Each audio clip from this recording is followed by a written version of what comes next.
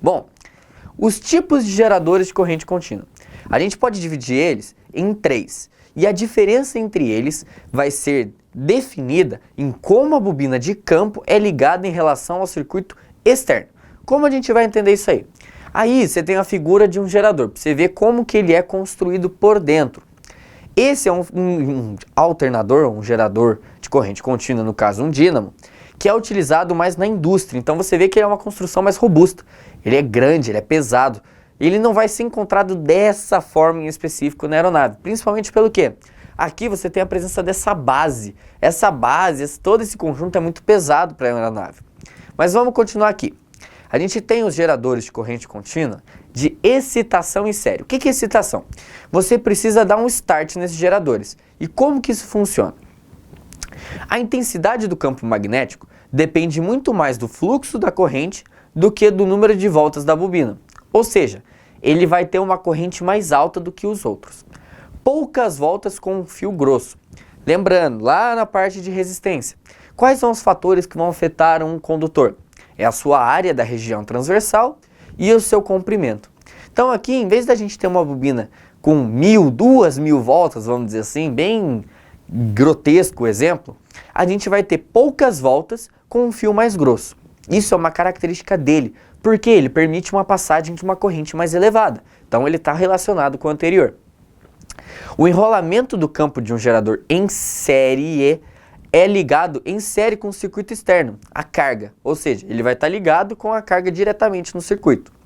Quando a carga aumenta, a tensão também aumenta. Entretanto, quando a carga é reduzida, a tensão também é reduzida. A sua regulagem é feita por um reostato.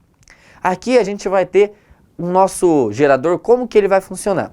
Quando a gente está dizendo aqui para a carga, significa que é para a nossa resistência, para o nosso circuito funcionar. E aqui a gente vai alterar o funcionamento dele de acordo com o nosso reostato. O reostato, esse carinha aqui, ele que vai movimentar, aumentando ou diminuindo a intensidade da corrente e, por consequência, a tensão ali no nosso circuito. Ou melhor dizendo, no nosso gerador. Os geradores de corrente contínua de excitação em paralelo. O que acontece? A gente tem um em série paralelo, assim como a gente tinha lá atrás nos resistores, nos capacitores, nas baterias, podemos encontrar em série ou em paralelo. Aí, no em paralelo, como que vai funcionar? As bobinas de campo de um gerador em paralelo contêm muitas voltas de fio fino. Não, professor, mas peraí, eu estou vendo um padrão aqui. Então, se o fio é grosso, ele vai ter poucos enrolamentos, e se ele tem um fio fino, ele vai ter vários. É isso mesmo, inversamente proporcional. O gerador de excitação em paralelo não será adequado, ou melhor dizendo, para cargas de oscilação muito rápida. O que é uma carga de oscilação rápida? Uma demanda que pode tanto ir de 0 a 100 do nada, quanto reduzir bruscamente. Um exemplo disso. Um circuito de iluminação ou algum comando elétrico da aeronave que precisa ser imediato, que tem essa alteração muito rápida, ele não consegue suprir. Qualquer aumento de carga provocado ou uma redução na tensão terminal de saída, ou melhor, vamos explicar isso aqui de uma maneira mais clara. Qualquer aumento na carga provoca uma redução na voltagem terminal de saída. Ou seja, se a demanda cresce muito, ele reduz a tensão. E qualquer redução na carga, ele produz um aumento na tensão de saída. Então o que vai acontecer? A tensão de saída de um gerador em paralelo pode ser controlada por um reostato instalado em série com os enrolamentos de campo. Então, qual que é a diferença desse aqui para esse? Bom, se você observar o nosso motor ali, ele está numa posição diferente. O circuito aqui é como se o nosso motor estivesse em paralelo com a nossa carga. Aqui é como se, no exemplo anterior, o motor estivesse em série com essas bobinas e aí sim em paralelo com a carga. Aqui, na figura, a gente tem uma imagem um pouquinho melhor, que é o reostato de campo e o campo em derivação, apresentado aqui, que a gente estudou no slide anterior.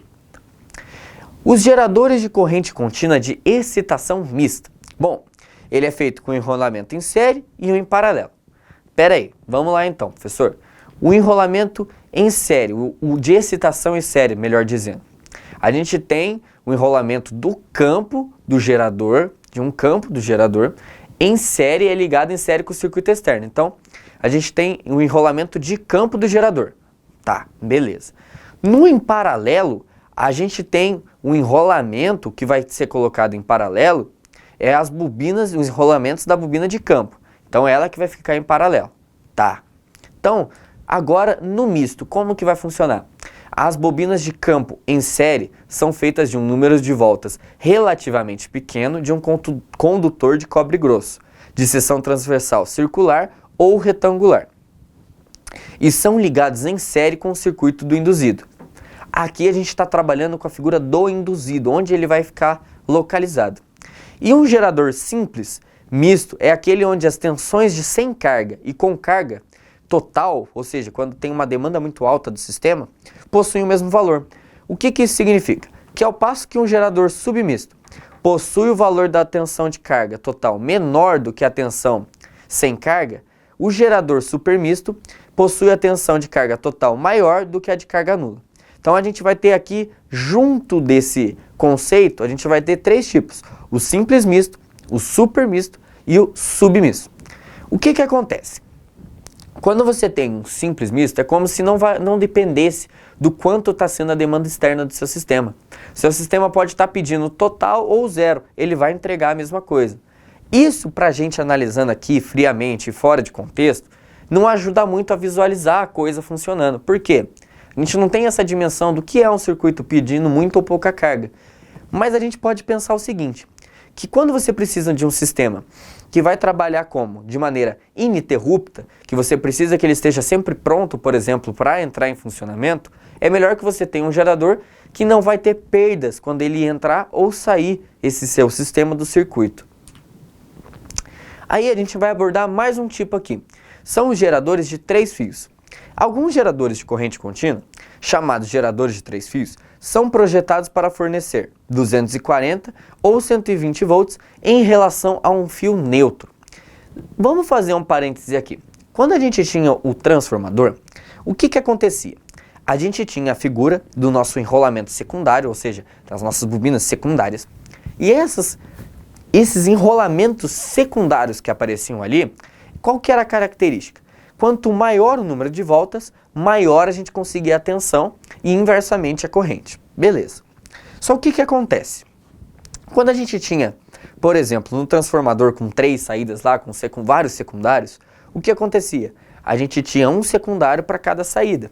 Ou a gente podia utilizar um ponto desse enrolamento secundário para fazer a puxada, vamos colocar assim, de tensão.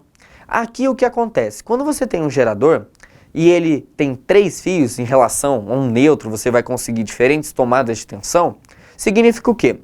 Que por meio de algumas ligações feitas ali dentro, ele vai pegar pontos diferentes de tensão. Então, algumas ligações são feitas por meio de um outro anel coletor, ou por ligação no induzido. A gente vai ver aqui que a gente pode fazer isso.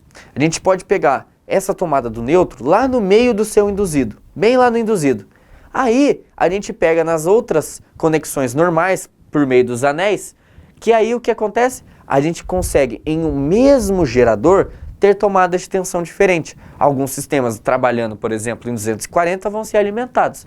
E sistemas trabalhando em 120 também podem ser alimentados.